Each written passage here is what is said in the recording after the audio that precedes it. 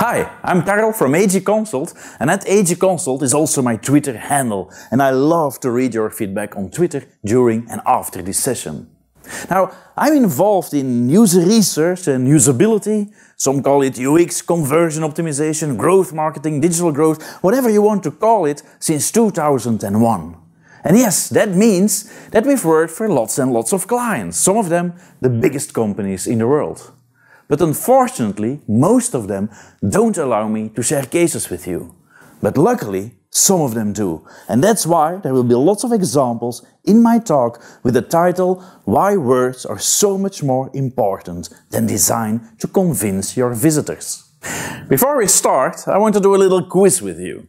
I'm going to show you two variations of 2 pages in total, and for each page I'm going to ask which variation do you think led to more sales, more income, more bookings. The first one is the homepage of Karl Gilis. You probably have Karl Gilis in your country too. It's called Autoglass in the UK. As you can see, it's a rather busy page. And what we found out during user research was that the absolute top task, with about 68% of all visitors, was to make an appointment to fix the chip in their window. And this is a second version of the same page, and now we have all focus on those 2 call to actions, make an appointment here and make an appointment there. And I think this page is more zen. Now, the question is easy, and I think the answer is also easy. Which version do you think led to more people making an appointment? Are you voting for the heavy text version or the Zen version with the focus on that absolute top task? The second example is a product detail page on the website of Barco, and they sell screens and projectors.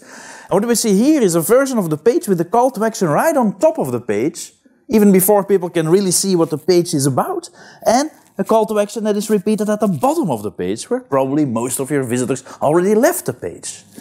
In the variation, the call to action is there, and it's programmed in such a way that when you scroll, the call to action is always visible. So wherever you are on the page, you can always get a quote. Once again, the question is easy, and I think the answer is easy too.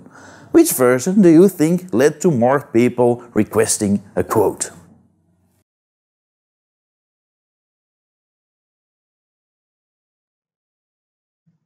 Alright, let's get this party started.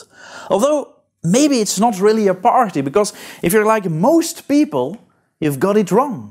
Because when I show this example at conferences for a live audience, 95 to 99% of everybody in the room has it wrong.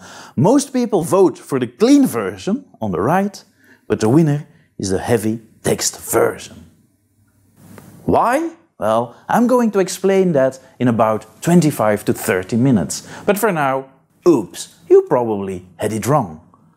But first we have to ask ourselves, why do so many people, and maybe even you, fail at digital marketing? Well, the first thing I often see is that lots of marketers, lots of UX designers, lots of developers, they don't even know the basic principles. Because with that second question, most of you probably had it wrong too. When I do this for a live audience, about 95% of people vote for the one on the right. But the winner was once again the one on the left. Yes, the one with the call to action at the top and the bottom of the page. And the difference was not a small difference. We had 83 more people, or 83% more people, requesting a quote. Now the question is, was this a gamble or was this something you should have known? Well, I'm convinced it's something you should have known, because already in 2004, Jacob Nielsen, the godfather of our business, published a study where he proved that the right-hand bar was not the most looked at area of a page. And we noticed something similar when we were doing user testing around those days. People struggling with things in the right-hand bar. And I wrote an article about the death of the right-hand bar in 2006. And I'm okay if you haven't read it, because it was only available in Dutch. But maybe you should have known this article from 2010. A new study by Don Norman and Jacob Nielsen, where they proved that 69% of all fixations on desktop are on the left-hand side of the screen. And in March 2016, Google ditched the right-hand bar because nobody was clicking there.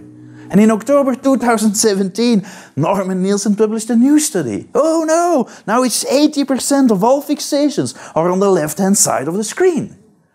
And what do we do as marketeers, as specialists in our field? When we have to choose between these two examples, most of you choose for the one with the right-hand bar. I hope this example made it clear that you should stop trusting your gut feeling. Because if you would have taken this decision in your company, it would have cost you 83% of possible revenue. Changing things on a website in the hope it will result in more sales and more revenue is not a good strategy. Hope is not a strategy. You should know what does work and what doesn't work online. And the good news is that we have an online training for that. Second reason why online marketing often fails is that lots of marketers seem to think that design should be visually impressive. When I started in this business about 17, 18 years ago, half of the websites were made in Adobe Flash. And yes, once again, we saw people struggling during user tests, but we as a usability community, we weren't able to convince those marketers and to convince those designers. So yes, we were very lucky when finally Apple killed Flash, because they didn't support Flash on their iPhone and iPads. But then, again, those designers were smart and thought like, oh, we now have HTML5, and they started to make video backgrounds. This is the website of the biggest bank in Belgium. Can you explain me why is there a couple driving around in a Vespa? And why do they take a selfie stick? And why do they walk so slowly? To finally take a selfie. How does this help this bank to sell more? Why are you doing this? Well, I asked that question to designers and marketers. They say, Karl, Airbnb does it too? And then I'm like, what? Really? I know that Airbnb used to have a video background when they started. It was also in slow motion. But then they hired a conversion team, and this is Airbnb now. There is no background. And even Netflix, and Netflix is in the business of selling you things that move on a screen, they have a static background. Because they know that you have a bigger return on investment by just burning your money than investing it in a video background. Video backgrounds are the new sliders, and sliders are evil because they are a distraction. And we know that about sliders. We're talking about sliders for 15 years. And still, in Belgium, 1 out of 3 websites does have a slider on the homepage. And I'm not going to show the case of Suzuki again, where we had a homepage with sliders, we removed the slider, and we showed the 4 static images that were in the slider at the same time. And this resulted in 28% more clicks, because everybody knows that case, and everybody knows that sliders are evil. The main reason why these banners and video backgrounds and sliders don't work is that because they're cries for attention. And crying for attention is something that doesn't work. You don't like people that want to be in the center point of attention all the time, and we don't like websites that cry for your attention. Like my friend and hero Jeremy Govern said many years ago, advertising is crying for attention. Your banner, your billboard next to the road, your Facebook ad, your AdWord ad, they should grab my attention. But once I'm in your physical store, or once I'm in your website, you don't have to cry for attention anymore, but you have to give attention to my needs, to what I want as a visitor, as a user. Third reason why digital marketing often fails is that, and that's a typical human thing, you believe what you like to believe, what you want to believe. And a typical discussion that's going on for almost 15 years, again, is about the page fault. Is it a myth or does it exist? And lots of designers and lots of marketers think it's a myth, it's outdated. Well, let's take a look at this case. This is a landing page for a smart thermostat. And this page started with a widescreen video that autoplayed and explained how smart the smart thermostat was. And what you see here is the click heat map. Can you guess what was the most clicked button on this page? Yeah, It was the pause button to stop the bloody video from playing. And when we looked at the scroll heat map, we did notice that people did not only stop the video or pause the video, but that they also left the page. So what did we do? Well, we adapted the page and we ditched the video, and instead of the video, we now have a static image and a good value proposition. As you can see, the rest of the page is exactly the same, only the beginning has changed. And this is the result on the scrolling behavior of the visitors. We now have people scrolling down to where we wanted them to go, because here you can choose between the two flavors of the product. So, if you still think that the page fold is a myth, I have this message for you. So yes, these examples prove that you can get amazing uplifts from design changes. But I hope you agree that the design of those websites kind of sucked. And in our experience, what we see is the last few years that most websites, design-wise, they are kind of okay. And if you want to have big uplifts on those websites, you have to do more effort. And most of the time, that means that you have to change the content. And I'm not talking about playing around with words, but changing the content so it changes the behavior of your visitors. So the question is how to bring this to the next level. And the answer is customer-driven marketing based on research, based on data. But the problem with customer-driven or customer centricity is that it's a word that's often misused. There was a survey done, I think, in 2015 with companies and their customers, and 80% of all companies said, yes, we are customer-centric. But when they asked their customers, only 8% agreed. So there is a big gap between what companies think is customer centricity and what clients think is customer centricity. And the question is, how do you close that gap? How do you overcome the disconnect between you and your customer? And the answer is an in-depth knowledge of your customer. Now the problem with that is that if you ask marketers, what do you know about your customers? They say a lot of social demographic crap. About household income, the family car, how many kids, but please tell me, how does that help you to convert a visitor into a customer? And when I ask marketers the questions that are really important, they don't have an answer.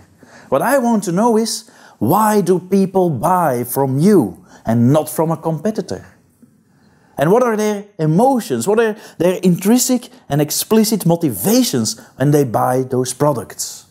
Most marketers, they don't have a clue.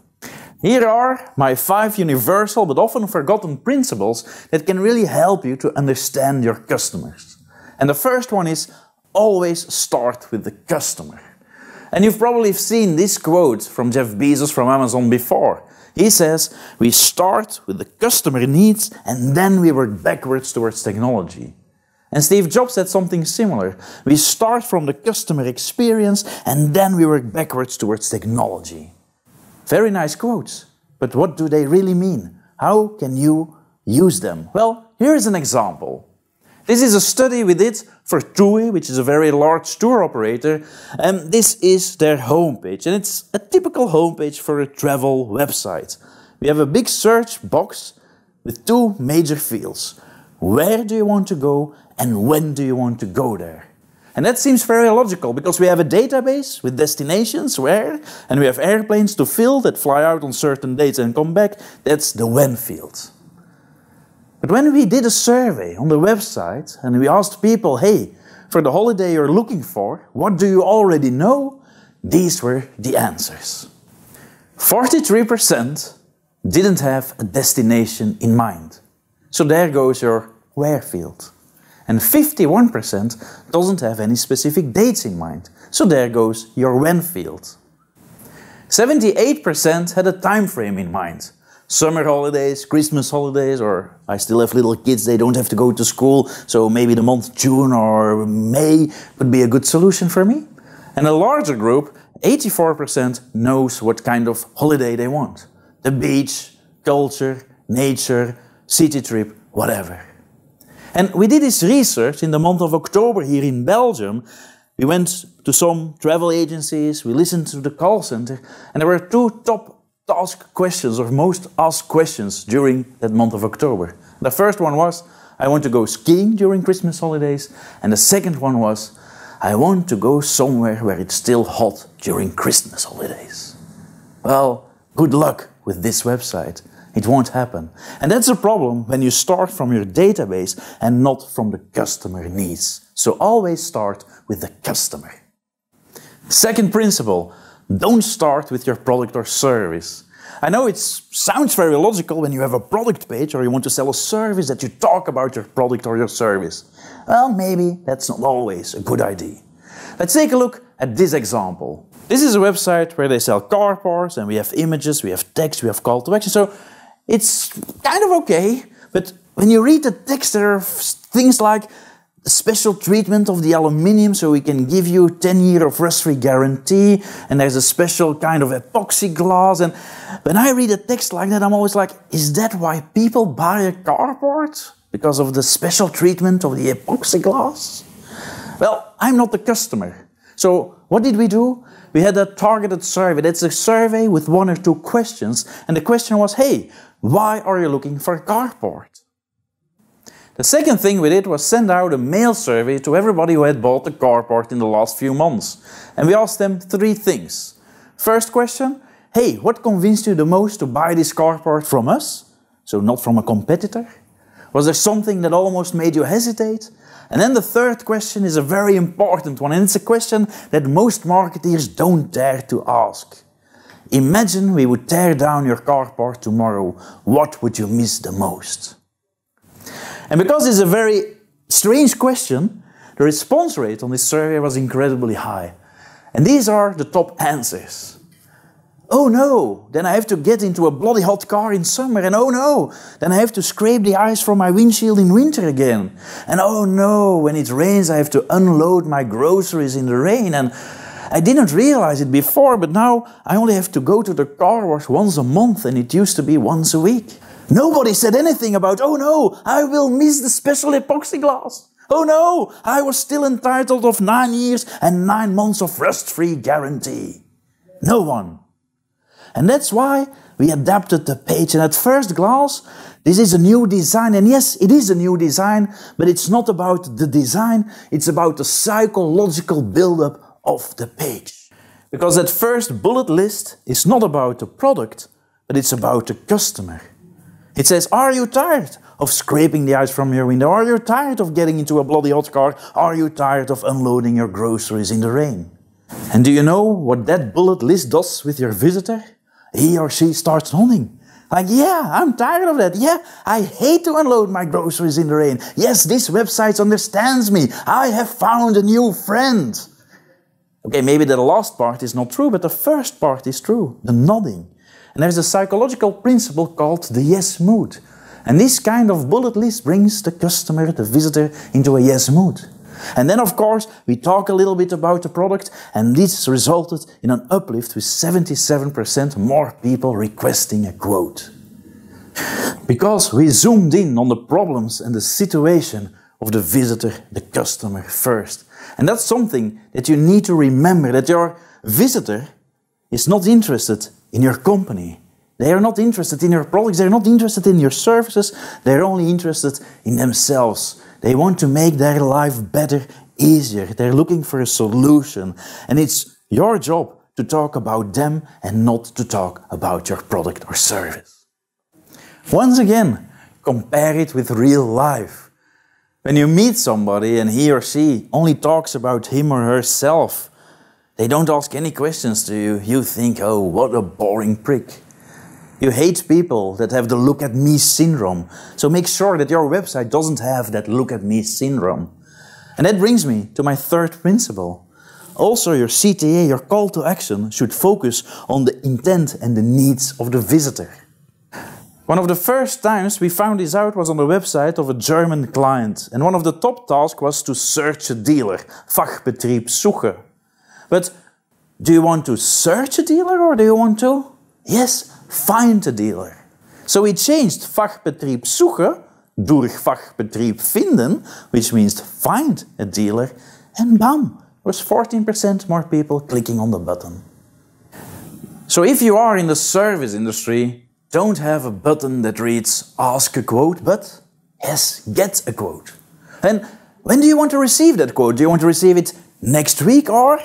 Yes, now. And do you want to receive a quote or? Yeah, get your quote now, get my quote now. And that's the theory, but we tested it. We started for a client with a button get a quote, and we were pretty good with it.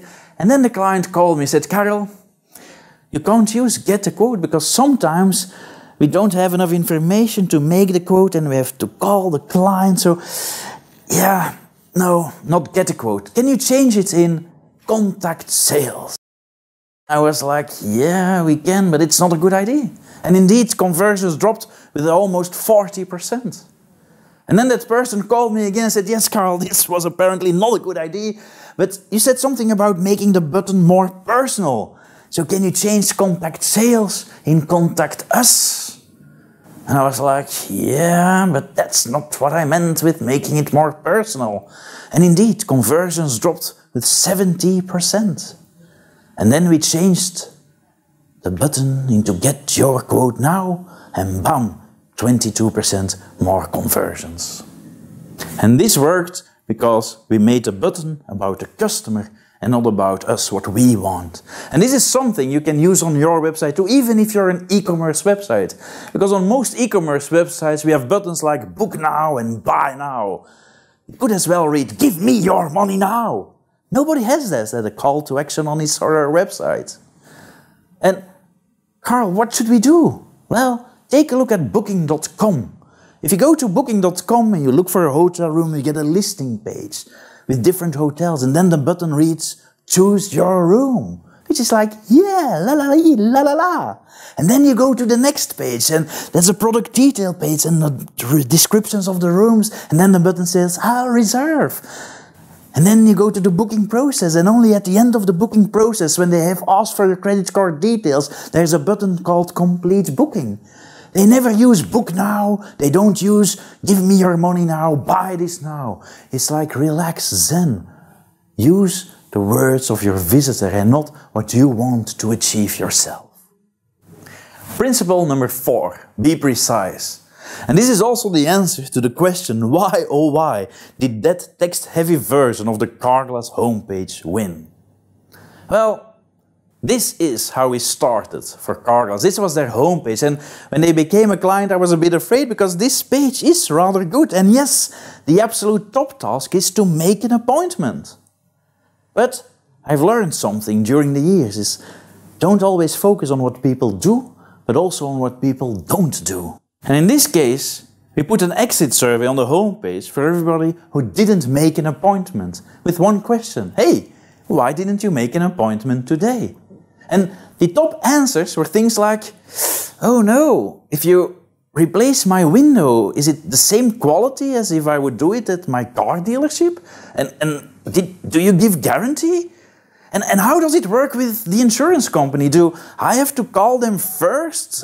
Or do you arrange it? And do I have to pay you and then try to get my money back from the insurance company? So there were a lot of hesitations. And that's why the text-heavy version was the winner. Because the text, and what you see here is a Google translation, so there might be some minor language mistake. The text counters the objections, the fears of your visitors. And the second thing we noticed is once people were convinced of Karl Gilis, they wanted to find out, is there a service center next to me? And that's why the text-heavy version was a winner. We took away the fears and the barriers of our visitors. And one of the problems we've seen with you, I guess, I see it at conferences for a live audience, is that most people vote for the version that looks zen, that looks better. But this is a very important thing to remember. Your website is not something just to look at. It's something that needs to be used. It is not a piece of art. Principle number 5, give compliments. I guess you like to receive a compliment from time to time, but do you give compliments to the visitors of your website? I guess not. This is the shopping cart of a website that sells sunglasses and watches. And one of the things we noticed was that there were a lot of people putting something in the shopping cart, but they didn't buy at the end. So we did a one-question survey after 20 seconds of inactivity on this page, and we asked people, hey, what's stopping you from completing your purchase today? And people answer things like, I don't understand the special instructions for seller. Well, I must admit, I don't understand them either, so we have to get rid of that. What is the UPS access point stuff? Well, a lot of blah blah. But also more interesting stuff, like, can I pay with MasterCard? Oh, that's missing on this page. And what is the shipping cost? Oh, that's missing. And what is the delivery time? Oh, that's missing too. So based on all this, we adapted the page. We deleted the fluffy stuff and we added the payment options and free international shipping and the delivery time, and we did an A/B test. And the results of this A/B test were amazing. Well, at least for me, because it didn't do anything. And I thought, what's happening? What have I missed? And we went back to the answers of the survey, because when you do user research in a good way, the truth is almost always out there. And then we realized that we had kind of ignored some of the answers because we didn't know what to do with them. And when we read them for the second time, we found a common theme. Some of the answers were things like, you have these sunglasses in light gray and dark gray. What would be the best fit for me? And with my round head, do I have to choose round glasses or square glasses? And that wristband of the watch, is it too small or too big for my wrist? So it had to do with insecurity, people not knowing what is the right choice for me. So how do you tackle this problem? Once again, think, what would you do in real life? What happens in a real life situation? What happens when you go into a fashion store and you try something? Yeah, the shopping assistant, male or female, of course when it's really ugly they say it's ugly, but when it's okay they say, oh, you look good in it, it suits you. And you're like, yeah, I know. And you buy that stuff because they give you a compliment. So let's see what we did. This is the version where we started from. Look at the left top corner, the boring My Cart. In the variation we replace it with, hey, you have made an excellent choice. And bam, sales went up with 6%.